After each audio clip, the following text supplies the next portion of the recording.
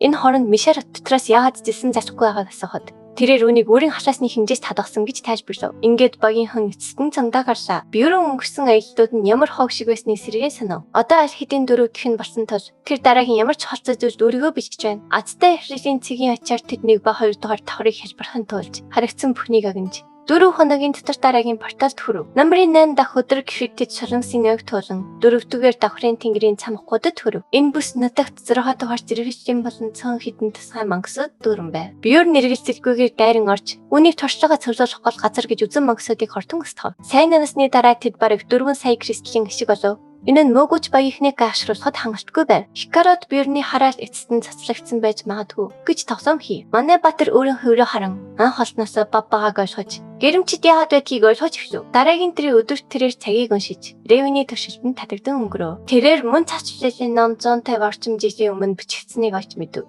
Энэ нь тоглоомын цаг хугацаа эхэлсэн ба үндэслэгч хаан тас тгсэн жил бөгөөд бүх зүйл нэгэн согт зэрэг хөсний хичтгэн. Бьорн тухайн үед юу болсныг мэдхийг маш их хүссэн ч хариултгүй тул лабиринт руу буцан орох ганц сонголттой гэж шийдэв. Хэсэг хугацааны дараа лабиринт дахин нэгдсэн ч тэдний ашиг өмнөхдөө ижирж байсан тул бүх багийнхан сэтгэлээр унав. Өрөөндөө буцаж ирээд Бьорн өөртөө стресстгүй байхыг бүх зүйл сайн байгаа шүсэн ч дараа үргэж энэ засхаа бодож хаанаас ирснийг асуув. Бүх зүйл 50 санагт бүрт амар зүйл тохиолддог бөгөөд тэр энэ хэм маягийг маш сайн мэддэг. Тэр тухай цөөн улам хүчтэй болохоор тангарагшав. Хэрэг хинэгийн түүнийг одоо харвал түүнийг ухаан алдсан гэж бодох байх. Гэвч тэр галзуу харагдаж байсан ч ядчил амьд өртөн. Дараагийн өглөө Миша түнд хоол аягалж нүдэнд нь дахин тийм тавшин гэж байгааг хижин ямар нэг зүйл буруу байгаас их асуув. Бьорн түүнтэй хонхтой байснаа ойлгож сор засхан түүнийг уурлуулж байсан ч бусадтай гарах хэсгүй гэж бодов. Яг тэр үед Миша ойртон нүдэнд нь хүрхийг хүсэж байгаа эсхийг асуухад тэр хоолойдоо бараг шахав. Тэрээр бага байхад нь энэ нь ах нарыг тайшруулдаг байсан гэж хэлв. Бьорн ямар гэр бүл төссөнийг нь гайхан тархин гацж байсан ч өхөн зүгээр тасархаг байхыг хичээж байгаа бөгөөд яагаад хачин сонсогдож байгааг ойлгохгүй байна гэж бодов. Тэрээр бусад хүмүүс буруугаар ойлгож магадгүй.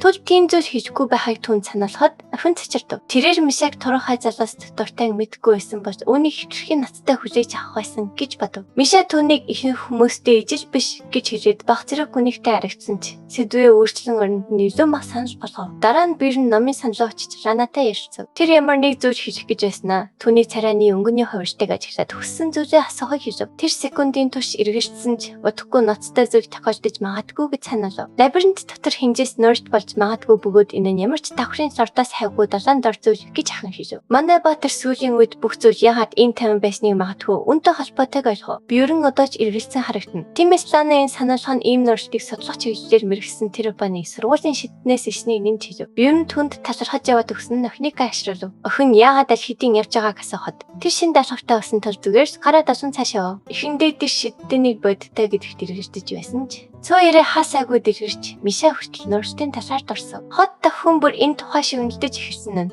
хин нэгэн үнийг зориуд дэлгэрүүлж магадгүй гэж Бьорн цэжиг төрүүлв. Тэр сэтгэл дундуур байж илүү сайн мэдээлэл төрөхийг хүссэн ч зэрлэг хүн байхад энэ нь хэцүү байв. Эцэст нь тэр анх сүрд ашиглахаар төлөвлөжсэн шахмалаа барьж байгаагаа олж хараад 2 сар боломжийн гэж үзэн үнийг залив. Түүний ажиллаар шин дунд болоход систем түүний оршин байгааг бүтгэж сүнс нь өөр ертөнцлөө шилжиж эхлэв. Тэрээр танихгүй газарч сэрв. Гэсэн ч тэр одоо анхны биедээ буцаж иржээ. Энэ хооронд бодит ертөнцид цагдаа нар манай хүн хансын сургаггүй болсон талаар хэлэлцэж сэжигт анхаарсан хандуулж байна. Түүний компани болон гэр бүлийн асуудал холбогдсон ч ээж нь огт тоосон байна. Авлах цалтангийн хэргийг яагаад заавал тэдэнд шилжүүлсэнийг асуухад хамтрагч нь бүх цонхцооштой.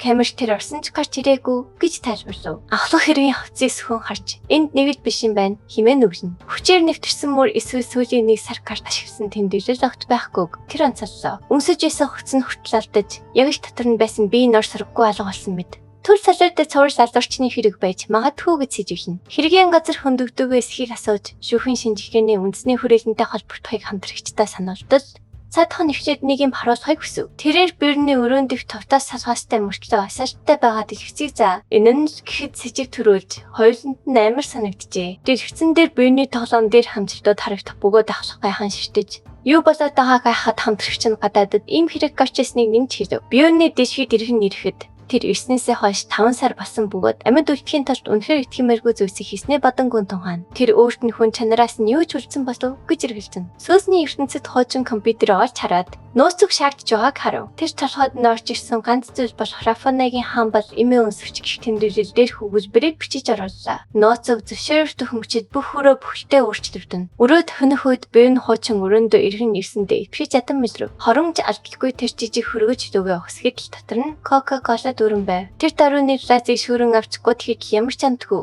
Бүр хийж өгөө байхад мэдэв. Хаалханы хонх цохид орхуу химээ насах дугааршаа. Нэгэн нэмэгтэй орж ирээд энэ өрөө бол түүний бодлын тусгал гэж хэлв. Гэвч түүний сэтгэл хамгаалалт өндөр байгаа тул тэр үүнийг зөвхөн удаашиг харж чадаж байна. Түүний ороос нь нууцыг хурамч байсан тул өөрөө ирж чалахаас өөр аргагүй болсноо тэр нь чийв. Тэр өөрийгөө энэ дэлхийн тосгчдод зориулсан хөтөж сүнсний хатан хаан гэж танилцуулав. Биеүрний бодол өмсөж буй костюм руу шилжиж энэ нь хуучин найз өхнөөс нь ирснийг ухаатал эмэгтэй яриаг нь тасарч түүнийг одоо албан ёсны гишүүн болсон гэв. Түүнийг баталгаажуулах өөр арга байхаа байх гэж хэлэхэд эмэгтэй сүнсийг биеэс нь салгаж чадхаа болсон тул аюулгүй гэдгийг батлав. Дараа нь тэр түүнд хилцүүлэг хэрхэн ашиг соёл зааж хэрэгсэгчийн нэр өсгөхийг хүсдэл хэдийн ашиглагдсан гэх хальтаа заалаа. Тэр толгоогоо ажилтсан өсхийг нь яшгүй өөрчлөлтөд сүнсний хатан хаангийн тэр хүний узаарсан дэмжигч үү гэж асууж түүнийг алмаар болов. Тэр цааш дэлгэрэнгүй тайлбарлахгүй. Ямар нэг зүйл хэрэгтэй бол тасламжийн хүсэл дэлгээгээрэй гэд гарав. Нийтлэлийг судлах нь хангалттай хэлбэр байсан тул баримжаа авахын тулд санамсаргүй чатны өрөөнд ороход бусад хэрэг зөрчид түүнийг түүдэг. Халын дэргэд халуун татнаар хөхтөн авлаа. Өрөөний авсагч өөрийгөө танилцуулж Брюней хаанаас ирснийг асуусан тэр солонгос гэж хариулв. Орчноо тохижуул хоноо хүрэлцээгүй гэж тайлбарлаад залуу чимэглэж дуусчил төсөв. Дараа нь тэр Брюнд очоо ирж болохыг шаардахад учир зүг нь тайлбарлах хүртэл Брюн гахнуудаас авчлаа. Брюн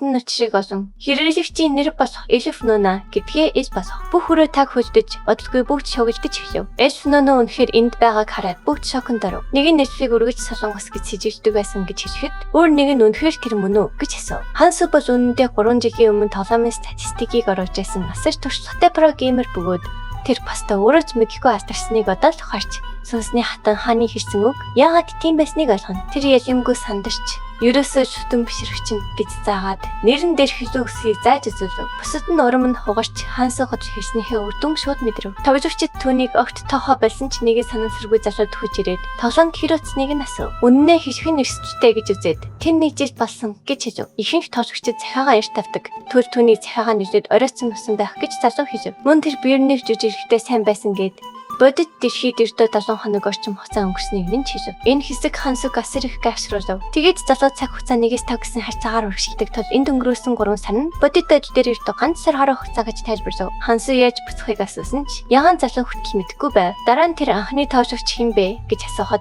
нэгэн хүн 20 гаруй жилийн байсан бөгөөд тэр үед нийгэмлэг анхаарсан гэж залуу хариулв. 5 жилийн дотор тоглоомор дуусхан сажаатай хэрэг бөгөөд тэр ч гэсэн үүнийг хүндэтгэх ёстой гэж бодон Хансу шоконд орно. Гэвч эдгээр хүмүүс өөрөөс нь хавгүй өмнө анхны халханд хүрсэн гэх бодол түүний геймер омгчдыг сүйрлэв. Түүнийг илүүзэж ярихаас өмнө залуу Хансхаас ямар түвшин тоглосныг нь асуув. Тэр бүрэн гайхаж ягаан залуу шаардсан ямар ремейк түвшин тоглоомоо дуусгасныг асуусаар байв. Хансу юу яриад байгааг нь ойлгохгүй хэвээр байтал залуу 5 жилийн өмнө оруулсан солонгосчуудын чид горим гэж мэдэх зүйлийг тайлбарлав. Яхан залуу 50 дахин баг хүндэртэй түвшин тоглоомыг хоцсноо бахархалтайгаар хуваалцсан Хансугийн тэрхийг дэлбэлэв төхөв. Тэр хувилбар нь түвшин унах магадлал бүр автер хүртэл өөрчлөлт оруулсан байв. Хансугаас ямар хүндэрс ашигласныг дахин асуухад тэр арай гэж тавь гэж хариулв. Яхан залуу инээж энэ нь хэцүү хിവэр байсан бөгөөд шилдэг тоглогч 15 дахин хүндэрсээр хоцсон бол донд чинь 60 орчим байсан гэв. Бодит дэлхийд дараа таслахаасаа компьютерийг артаасан уу гэж асуув. Тэд зөвхөн компьютерийг аснаас гадна санахой бүх мөрийг өсгсөн эмэгтэй батлав. Дараа нь дараах тэр залуугийн талаар асуув. Тэр залуу тоглоомоос бусад бүх зүйлээр дундаж нэг ингэж эмэгтэй илтгэв. Тийм залуу Орел Габсын өвийг давж чадсан дараах сэтгэл нь асар их хөдлөв. Тоглоомын дэлхийн ертөнцийн цахимжгүй халтаараас нь чихэнч давж чадаагүй. Тул 5 жилийн өмнө серверийг хаасан гэж тэнэмж хэлв. Өвгөн бандаа залуу давж чадсан тул энэ нь бүтлгүүтэл байгаагүйгээд түүн шиг хүн үнэндээ хэр хож явж чадахыг одоо сонирхож байна гэв. Яхан залуутай хийсэн ярианд бодсноос хавьгүй хэрэгтэй байсныг Хансу харав. Хамгийн их санаагалдаж буй хоол нь юу вэ гэж залуу асуухад Хансу эргэлдэх зүйлгүй халуун шил Будаа 2 гэж хариулснаа санав. Энэ бол түүний хийжсэн хамгийн үр ашигтай хол бөгөөд эргэн санахад яхан залуу стресс таашхад үнэхээр туссан байв. Одоо дэвшигч рүү ширтэн цар дуусахаар энэ орон зай өөр хаагдах болов гэж тэр хайхна. Гэвч үргэлжлэх хугацаа 12-оос 7 цаг байж багсныг яхан залуу дурцсныг тэр саналаа. Үүнийг бодон тэр хэмжээс нүрттэй холбоотой зүйлийг хайхаар шийдэж хождааны захыг нэр. Мөнгөөр мэдээлэл санаж болгож буй өө олон товсгчдыг тэр шууд харлаа. Цаг ажилтгүй тэр хамгийн өндөр төлбөртэй хүсэлтүүдийг шүүж энэ бол хөрөнгөж хамгийн үр ашигтай арга байх гэж бодов. Олон жилийн геймерийн 10 мэдрэлтэй тоглоомыг ихэнх хүмүүсээс илүү сайн мэдэх давуу талаа ашиглаж хүн мөнгөний машин шиг мөнгө хэвэж чиглэв. Тэр өөрийн хүсэлтэд нийтлэмэгц өөртөө нь ижил нэртэй хөдөлтөгч гарч ирэв. Пикассогийн дуурамлын түүнийг шиттэн болон сургуулийн талаар мэдээлж хайж байгаа эсхийг асуув. Хансу зөрүүд ингэж тамилсан юм. Шууд асуувал хитрхи олон хүн нуралтын талаар хот ярина гэж тооцоолоод суудалтаа сууж шиттэн үнэндээ юу төжүүлж байгааг мэдхийг хүсэж байгаагаа батлав. Хансугийн хүсэж буй зүйл бол нуралтын тухай мэдээлж гэдгийг Пикассо шууд гадарсав. Цуу яриа үнэн үү гэж асуухад тэр үгүйс гэв. Хансу сөрүүлжийг нь асууж залуу дээд түвшний хүмүүстэй холбоотой гэв. Хансу илүү их мөнгө амлахад энэ нь шидэд хөршил өөрчлөв. Тараатан сургууль хэмжээст шидээр мэргэсэн бөгөөд захиран төрдөг байсан дээр туршилт хийхийг хүсэж байгааг залуу тайлбарсав. Энэ нь аюулгүйж төрдөг байсан цөөн хүн байх шаардлагатай тул сургууль судлаачдыгаар тулахгүй тулд худал цуу яриад илбэжээ. Хансу энэ бүгдийг ам алдж байгаа нь үнэхээр зүгээр үү гэж асуув. Залуу зүгээр мөнгөний төлөө энд байна. Химэн мөрөөс ихсв. Суу судлаачдын тооц хөрсөн тул хааны гэр бүлөөдөхгүй энэ цоо яриг згсан гэж тэрний чийв. Энэ нь илүү цөөхөн шидийн чулуу гэсэн үг байв. Сэтгэл хангалуун байсан ханаа үйлдэгдэл төлбөрөө хийхийг санал болгов. Наад залуу чинь адилхан фэндэ хэтэрхий хатуу хандсан гэд нэмэх төлбөрөөс тооцов. Энэ нь хансууд тухайн залууг мөнгөнд санаа зовхоо болсон. Тим сүрхий байр суурьтай нэгэн гэдгийг ойлголоо. Тэгэхээр тэр залуу ийм жижиг сажиг зүйлсийг бүгдийг нь мэдж байгаа гайхах зүйл биш байв. Манай залуу тэр залуу ямар хүндэрчдээр тоглоомыг дуусгасан хамаагүй гэх бодлоо бүрэн төвлөрөө. Энэ дэлхийн ертөнц одоо ердөө нэг тоглоом биш болжээ. Энэ бол зөвхөн хамгийн хүчтэй намид үлддэг хатуу чанд дүрмтэй бодит амьдрал юм. Одоогийн байдлаар тэр ердөө шинэхэн тоглогч байв. Үрт нь маш уртсан хүлээж байгаа ч тэр инээд зөвлөв. Сэтгэл нь хөдөлж эхлэхэд тэр бүсэд тоглогчдод зархасан мэдээлэлүүд болсон тэдний одоогийн түвшинд хүрэхэд зарцуулсан он жилүүдийг санав. Арт хоцрох тухай бодол толгойд нь огторж ирээгүүд түүний сэтгэл ихэд сэргэв. Энэ хооронд бодит ертөнцид дараах хансугийн амжилтыг пиж ядан хараад энэ хүү бүр галзуурч гэж хэлв. Тэрээр огт хэрэггүй хог шиг зүвтэй үрцэн ч эхний орчлогоороо 2 дугаар тахаар төрсэн цөөхөн хүмүүсийн нэг байв. Ердөө 3 сар тавсан хүний хорд ийм үзүүлэлттэй байна гэдэг утгагүй зүйл байв. Нарийн бичих түүнийг зүгээр шаттай байсан байх гэж таамаглав. Гэвч өвөн үнийг ерөөсөө аз байгаагүй хэмээн эсэргүүцв. Хэрв аз байсан бол энэ тохиолдолд илүү олон гарна гэж хэлв. Тэр энэ бол хэвийн загвараас гадуурх зүйл бөгөөд бүтшгүй зүйл бодит болдог ховор агшнуудын нэг гэж зүтгэв. Тэрээр хансуу 15 км гаруй газар мөлхөж цасан эмгүү басан ч цус саргчийг ярьж ирснийг санав. Тэр цаашин шалгавч буйны өсөлтийн хорд хэтэрхий агуу байсан тул зөвлөгч хүртэл анзаарсан байв. Энэ нь түүнд бүгд энэ тоглоомыг бүтлгүүтэл гэж дуудаж байсан үеийг санаалав. Гэвч хөгжүүлэгч тооштой загсч ганцхан хүнч гэсэн үнийг зөв даван тоолж цааш илгээхдүүл тэнцвэрийг өршөхөд хангалттай гэж санан зүйл хэлжээ. Нөгөө ертөнцид бие нүдээ ааж авах нэ. Бодит цагаар ердөө 13 секунд өнгөрчээ. Гэвч тэрхүү богино хугацаанд өөрөө бүрэн хамгаалждаггүй байснаа ойлгосон ч Ghostbusters хүлээлтээс давж найдвартай мэдээллийн их сөрөж болохоо батлаа гэж бодов. Эцэст нь туйлдаа хүртэл ядсан тэрээр унд замраад өгсөөн баримтаа олцохоор шийдэв. Дараа өдрийн үдээс хойш тэрээр барбар хасар бүрэн хөцөлтөйгээ хотоор алхаж энэ үнэхээр хинжээс цэвэрж биш юм уу гэж гайхав. Тэгвэл яг юу болох гэж байгаа юм бэ? Тэр ихлээд өнөөдрийг хурдан өнгөрөөхөөр шийдсэн ч жагсаал үнэхээр инээдтэй харагдаж байна гэж бодхоос өөр аргагүй төрөв. Яг тэр үед халсан залуу түүнийг зөксөж олон хүний өмнө дүрдээ сайн ор гэж хэлэхэд би энэ нахнасаа варуур хөсөхгүй хасан юм гэж амандаа бүхтнө. Зөний халуунд халтсан залуугийн тасралтгүй үсхийг сонсон 6 км гаруй газараас хат хүрв. Гэсэн хэдий ч баран урд урдээ хас илүү баяртай харагдаж хизээч юм хаарч татж байгаагүйгээ хэлээд 10 шагнал амлав. Тэр биеэнд хүжээн аваачдад тухтай байхыг хүсээд гүнтэй уулзахаар явав. Энэ хооронд цочид варуур руу муухай харж түүнийг хараа зүггүй орхих нь аюулгүй юм уу гэж шимэлдэв. Формтой залуу ойртож ирээд түүнийг сайн ажилласанд нь чанамж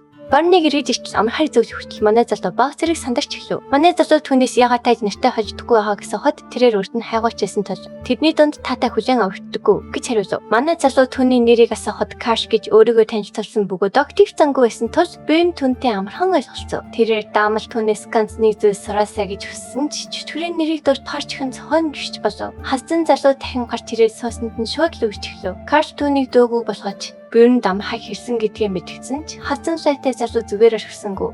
Манай батгт босхайг ташаа. Бүсэд хүмүүст яаж харагдах бол гэж санаа зовоо. Бүүн тоглоомоор өнгөрөөхийг хичээсэн ч өнөөх залуу үгсээр байсан тул Тэр энэ тасгааны өвчин хэмжээний шагнал авч чадах уу гэж эвждэж хэвшив. Тэр эрдөө ганцхан өдөр тус халдсан залуугийн хүссэн зүйлийг хийхэр шийдэв. Дуулахаа өмсөд тэр өөрийгөө догшин баруур гэж заасан. Эргэн тойрны бүх хүмүүсийг алмаар болсон асар том дайны өрөө хийв. Халдсан залуу түүнийг яг юу хийгээд байгаа гэсэн орчход манай залуу өртөө зорилмоор санагдсан юм гэж тавин хариулв. Хоолыг хараад тэр шууд шүүрэн авч жинхэнэ зэрлэг хүн шиг идэж гисэн нь дамдын байранда хөшөөж ирэв. Зочид түүнийг сонирхон харж илүү олон хүн цугларах тусам дамлын ааштай өөрчлөгдөж эхлэв. Тэр бүр инээн сэрэж ихсэн ч манай залуу гинт түүний мөрнөөс барьж яснаа говшийг нь хэмшихийг хүсэж байна гэж маш чухал царайлан хийв. Өнөөх залуу айсандаа хөлсөн гоожиж ямар нэгэн тоглоом юм уу гэж сандран инээсэн ч буюу түүний нүдлүү чигээр нь хараад огт тоглоогүй гэж хэлв. Халдсан залуу буюуны түүхийг санаад сандарч шууд шашбыг тоочин цогтов. Энэ хооронд Карш дамжин ямар ч ич нүүргүүгээр гүөхийг хараад эрхээ хүчтэй инээ буюу нүунийг анзаараад энэ хүлээн аваад эцэст нь сонирхолтой болж хийж гин гэж бодов. Хоолноос жаахан цацны дараа хідэн тайж нэр ортож зарим сонин тайж өгөхөд түүний гарт хүрч болох уу гэж хэлв. Тэрт бочинга чангасан тэднийг баясгахад өгөхөд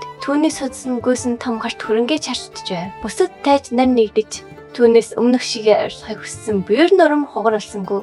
Дөрийн горимж шилжин орсноо хид хідэн настны тайж нарын нүжинсэг саруулв. Хүсэлтүүд ар араасаа хөрсөөр буюу өөрийгөө явдаг ярьдаг сахиус шиг мэдэрч эхлэв. Ойрцоо зөксөж байсан харуулууд атархаж таагүй үгс шидэж эхлэв. Манай залуу тэдний яриаг сонсож бухимдаж эхлэв. Гэвч тэр үед баруун гарч ирэн түүнийг сахихаар дагуулсан явав. Баруун түүнийг үнэт шанжийн хүүхдээ шиг олон түүний өмнө бахархалтайгаар гайхуулж бүр жижиг волкон залуугийн тухай хэдийнэ сонссон бөгөөд энд юу хийж байгааг нь айхаж байсан дээд гүнтэй танилцуулав. Биерэн барууны хувийн ачийг хариулж байгаа гэж хариулсан нь дээд гүнгийн сэтгэлийг ихэд хөдөлгөв. Баруун энэ нөхцөл байдлыг бүрэн ашиглаж бахалтайгаар инээмсэглэн бичсэн үгээ дахин хэрхийг шаардав. Дээд гүн биений үрэг хариуцлагаа хөнсөлж байгааг бишрэн мах гэж байхад тэр урд нь ийм ятрагатай уулзалт дахин 13 байгаа гэдэгт тодорхой готч байв. Гэсэн хэдий ч энэ бүхний ачаар түүний нэр хүндийн үзүүлж тогтсон өссөн тус үр дүн мөгүй байв. Танилцуулга дуусны дараа тэрээр хөгжигчийн дүрд орж төмөр хулууд ногоож хөвшөд цогцолсон олон ухан аштаж баярлав. Яг тэр үед танил Паладин гарч ирэн барантай мэдчихэж энэ олон хүний дунд бүрнийг байсан хайхав. Баруун мандай Баатрийг Ахмадыг мэддэг сонирхож байсан ч Коуцкийн цаланд хүрэхгүй гэж дараахан хэлв. Ойрцох тайж нар эрс эсэргүүцэж яхад биер нь ягаад Паладин Ахмад цогцос цоглож байсныг гайхаж эхлэв. Ахмад түүнд биерний урд өмнө хийжсэн агуу тасныг санаа хизээж иж болохыг хийж дэмжлэг үзүүлэхээ санаж босгов. Энэ нь барааныг гайхшруулж манай залуу руу ихэд сонирхсон харцаар харж эхлэв. Ойролцоогоор 30 минутын дараа гүн эцэст нь хүрэлцэн нэрч баруун биернийг яаруулан гүнтэй уулзуулахаар авч очив. Гүн түүнтэй уулзахыг маш их хүсэж байсан ч энэ нь түүнд нэгж санан мэдрэмж төрүүлжээ. Гүн түүнтэй маш их баяр хөөртэйгээр мэдчихэж том минь сэрсэн гараас нь татсан бөгөөд бэн гүн хүн варвартай ингэж аашиж байгаад санагдав. Гүн түүнийг одоо том балкон гэж дуудаж эхлэх цаг болсон байж магадгүй гэж тавлан болохов. Тэгээд гинт тэр Баатар суралцагчдын дунд тулааны тэмцээн зохион байгуулахаар төлөвлөж байгаагаа зарж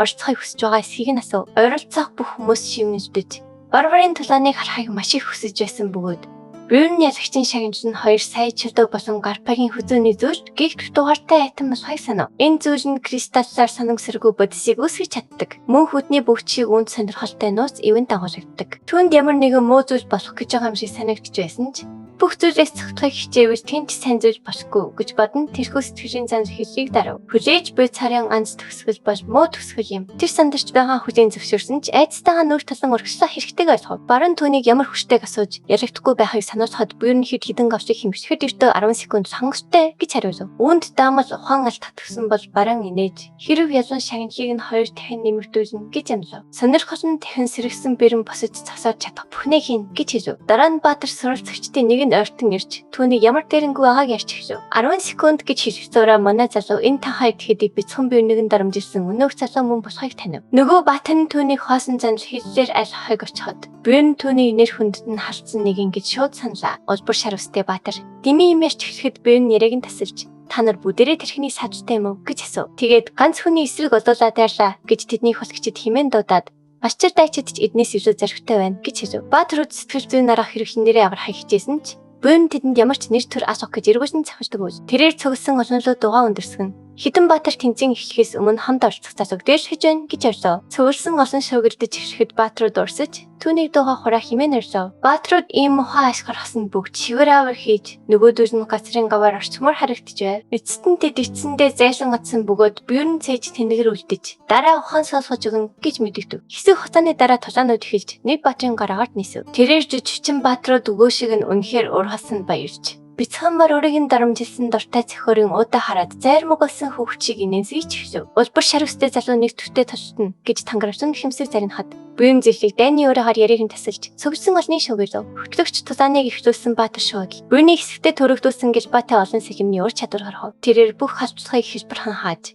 Одоо өнөхөр жинхэнэ маруур болжээ. Химээ мишхийн хамт түүнийг босож босгүйг ойлгож. Баатар түүний хоолойроо дайрсан ч Бюрн мэрэгчлийн хүн шиг толгоохоо шидэн зайлав. Бюрн 10 гаруй секундэд тулааныг дуусгах хамжтаа санаж, аюулын түвшний нэмэгдүүлдэг зэвсэг сэргэлт ур чадвараа идэвхжүүлэхэд хуурамч Баатар бэлтгэдгүй сандрав. Тэрээр хангалттай цаг байна гэж орсон Баатрыг одоо зүрээр дайр химээс нь өнөөх нь өвчлээ. Бюрний зэвсэг сэргэлт ур чадвар аюулын түвшнийг нэмдэгч энэ нь хүмүүст шууд нөлөөлдөггүй. Гэхдээ хэнийг хангалттай байсан бол тэднийг чичрүүлж, зөрөгтэй бол тулааны занг нь бүрч их бадраадаг. Манай залуу Сэлвэнагийн хөвд аль замаар явахыг харахыг өстөс 2 тон болж таарав. Сэлвэнээс сэрмэж түүний гарыг сэрхээр дайрах үед Бюрн одоо Бомбайтай байсан болоосай гэж чимээгүй хүссэн ч хасцхан нарсыг нь бараг зүссэнгүү. Шар үстэй залуу итгэж чадахгүй шигтгэхэд Бюрн түүнд илэрхий зүйлийг хэлв. Тэр хитрхи сур дараа байна. Тэрээр гарын хаш шархнаас сэлмийг тайван суглан авахад хідэн тасал цус Сэлвэнагийн нүүрлүү өсрөв. Шар үстэй залуу үүнийг бохир мэх гэж нөлн нэрээ авахыг хичээхэд Бюрн би яг юу буруу хийсэн юм бэ гэж гайхав. Тэр залуугийн толгойд үнэхээр нэг юм болохгүй байна. Бюрн түнд дараа уулзахаараа тархины саатлыг нь эцэстэн засаж өгнө гэсэн өмнө хамтдаа санаалав. Тэгээд заншиж ясаар түүнийг хүзүүтэн арч нэг гараараа газраас дээш өрөв. Толгой нь босхгүй байгаа болохоор варвар хүний шийдэл илэрхий гэж үзээд шууд нүүрлэн зөхөв. Дараа нь нэмэлтийн насарт Бюрн сахиус жимэгтэйгээс